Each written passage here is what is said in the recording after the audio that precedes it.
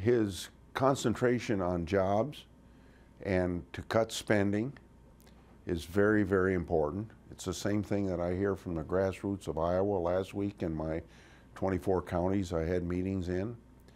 The president, I think, is getting the message from the November election and responding to it. It's a little bit of a continuation of where he was prior to Christmas when he reached compromises with the Congress then, and I think it's an indication that we can reach some common ground this particular time. On the other hand, it's our responsibility where he doesn't push hard enough to get the deficit down, And I think you're going to find both Republicans and Democrats in the Congress seeing that, not only as a result of the last election, but also because spending like on the stimulus bill didn't accomplish what it was going to do to get the unemployment under 8%. We've seen a tripling of the national debt. We've seen the national debt go up $4 trillion just in the last 2 years. 22% increases in appropriations.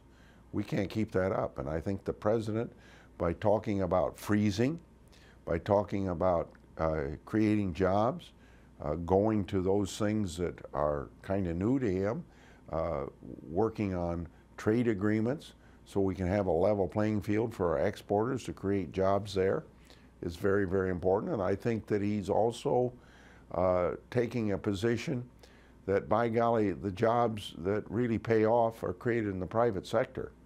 And companies aren't doing it. And he's had some dialogue with some of these CEOs lately.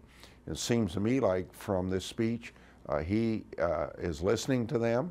Reg reform, the review of regulations, talk about reducing the corporate tax rate because it's so uncompetitive and is a depressant on creating jobs in America because we got the second highest tax thing in the world, corporate tax in the world. So it seems to me that he is listening, and that's what I think people expect. Elections ought to have consequences, and I think this has had the very good consequence as evidence from this speech that he sees that he's been wrong the last 2 years and willing to change directions. Senate Republicans voted to ban earmarks. What else do you think Congress ought to do to instill fiscal discipline? Very important. We do like what most of the states have done, have a constitutional amendment requiring a balanced budget. We ought to have a constitutional amendment giving the president line item authority to veto items within an appropriation bill. And Congress, of course, is going to have to take the lead on making sure that on regulations that the president follows through. I've heard presidents say before that they were going to review regulations and reduce the ones that were depressant on the economy, but I never really saw a follow through.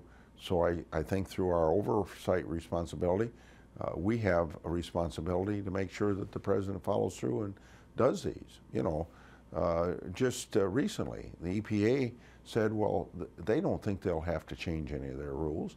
Well, isn't that a thumb in their own president's eyes when they say they don't have to do that? They ought to review and make a decision like the president expects them to.